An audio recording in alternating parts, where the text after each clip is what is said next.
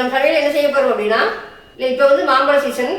அந்த மாம்பழத்தை வச்சு தாங்க ஒரு ஜாம் செய்யலான்னு இருக்கேன். அது வாங்க எப்படி செய்யலான்னு பார்க்கலாம். மாம்பழம் ஜாம் செய்யறதுக்கு தேவையான பொருள் என்னென்னு பார்க்கலாங்க. மாம்பழத்தை வந்துங்க உள்ளுக்கு சதை எடுத்து நான் வந்து மிக்சியில் அடித்து வச்சுருக்கேன். நல்லா பழுத்து வளமாக எடுத்துருக்கேனுங்க. அது வந்து 2 கப் எடுத்துக்கிறேங்க. மெஷர்மெண்ட் கப்பில் வந்து 2 எடுத்துருக்கேன். மாம்பழம் கூழுங்க. இது வந்து அதுக்கு வந்து சுகர் வந்து 1 கப்புங்க. 2க்கு 1 எடுத்துக்கலாங்க. அது கூட வந்து ஒரு எலுமிச்சம்பழம் எடுத்துக்கிறேனுங்க. நம்ம 1 கப் அப்படின்னா ஒரு மூடி போட்டுக்கலாம். நான் 2 கப்புங்காட்டி 2 மூடி எடுத்துருக்கேன். வாங்க இதை அப்படியே செய்து பார்க்கலாம். பாருங்க, அடுப்பில் வந்து ஒரு பேன் வச்சுக்கலாம். அடுப்பில் வந்து ஒரு அடிக்கலமான ஒரு பேன் வச்சுக்கலாங்க. அதில் வந்து மாம்பழ கூழ் ஊற்றிடலாம்.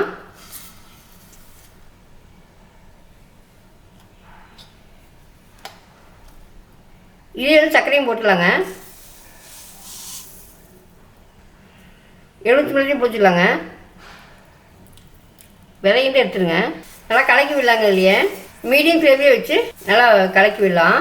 நான் கை விடாமல் கலக்கிட்டுருங்க, இல்லாட்டி அடி பிடிச்சிடும். பாருங்கள், கொதி வந்துடுச்சு. நம்ம வந்து அப்படியே கைவிடாமல் வந்து நம்ம கலக்கிட்டே இருக்கலாம். சுற்றி இருக்கிறதெல்லாம் வந்து கை வந்து நீங்கள் அப்படியே எடுத்து விடுங்க. அப்போ இப்போ சைடில் பத்தாமல் இருக்கும். பாருங்கள், புழுகிற மாதிரி இருக்குது. நம்ம கொஞ்சம் நேரம் வந்து கிளறலாம். இப்படி தூக்கி ஊற்றினா உழுவக்கூடாதுங்க. கொஞ்சம் அப்படியே நிற்கிற மாதிரி இருக்கணும். அப்போ வந்து ஜாம் வந்து ரெடி ஆகிடுச்சுன்னு அர்த்தம். ஒரு 10 நிமிஷம் வந்து கிளறி விடலாங்க. பாருங்கள், 15 நிமிஷம் வந்து 20 நிமிஷம் கிளறிட்டேன். நம்ம ஸ்லோவாக வச்சு கிளறுங்க. பாருங்கள், இன்னும் வந்து இப்படி உழுகுது. இது வந்து நின்று உழுகணுங்க. அந்தளவுக்கு வந்து நம்ம அதுவே கிளறணும்.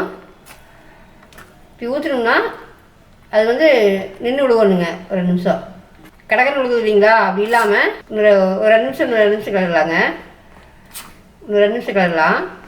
பாருங்கள், மறுபடியும் 10 நிமிஷம் வந்து நான் வந்து கிளறிட்டேன்.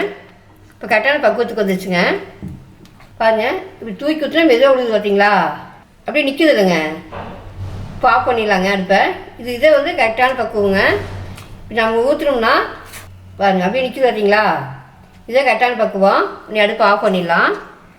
இதை வந்து அப்படியே வந்து அடுப்புலேருந்து எடுத்து வச்சு இதை வந்துங்க அடுப்புலேருந்து கீழே இறக்கி வச்சுட்டு ஆற வச்சிடலாம். ரொம்ப வெதுவென்னு ஆற வைக்கக்கூடாதுங்க. லைட்டாக வெகுவேன்னு இருக்கிறப்பவே வந்து ஒரு கண்ணாடி ஜாடியில் மாற்றிக்கலாங்க. பாருங்கள், இது மாதிரி இந்த லூஸாக இருக்கிறப்பவே போட்டுக்கோணுங்க. கெட்டியாச்சுன்னா வந்து போட முடியாது. இப்போ லைட்டாக வெகுவேன்னு இருக்குது. நம்ம இது மாதிரி கண்ணாடி ஜாடியில் போட்டுக்கலாங்க. நீங்கள் ரொம்ப நேரம் விட்டுட்டிங்கன்னா வெதுவென்னு ஆயிடுச்சுன்னா கெட்டி ஆயிடுங்க, ஜாம் மாதிரி நல்லா. அதனால் லேசாக வெகுவேன்னு இருக்கிறப்பவே வந்து நம்ம ஜாடியில் போட்டுக்கலாம். பாருங்கள், எல்லா ஜாமையுமே நம்ம வந்து பாட்டிலில் போட்டு வச்சிட்டேன். நம்ம வெகுவேன்னு இருக்கிறப்பவே வந்து போட்டுடணுங்க. ஆறிச்சுன்னா கெட்டியாயிடும். இது வந்து ஒரு வாரத்துக்கு வெளியிலே வச்சுக்கலாங்க, கெடாது. அதுக்கப்புறம் வந்து நீங்கள் ஃப்ரிட்ஜில் வச்சு யூஸ் பண்ணிக்கோங்க.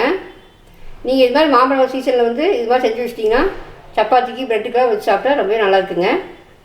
நீங்கள் இதே மாதிரி ஒரு டைம் வந்து ட்ரை பண்ணி பாருங்கள். இது வந்து ஆறுனதுக்கப்புறம் வந்து நீங்கள் மூடி போட்டு அதுக்கு மூடி போட்டுக்கலாம். சூடாக இருக்கிறப்ப மூடி போடக்கூடாதுங்க. ஆறுனதுக்கப்புறம் தான் மூடி போடணும். மெஷர்மெண்ட் கப்பில் 2 கப்பு மாம்பழம் எடுத்தீங்களா? மெஷர்மெண்ட் கப்புலிங்க 2 கப்பு வந்து மாம்பழம் எடுத்தோம். 1 கப்பு வந்து சீனி போட்டோங்க. அதுக்கு வந்து நம்ம 1/2 கிலோ வந்து ஜாம் கிடச்சிக்குதுங்க. நீங்கள் இதே முறையில் செஞ்சு பார்த்துட்டு எப்படின்னு கமெண்ட் சொல்லுங்கள். பிடிச்சிருந்தா சேனல் சப்ஸ்கிரைப் பண்ணுங்கள், லைக் பண்ணுங்கள், உங்கள் ஃப்ரெண்ட்ஸ்க்கெலாம் ஷேர் பண்ணி விடுங்க.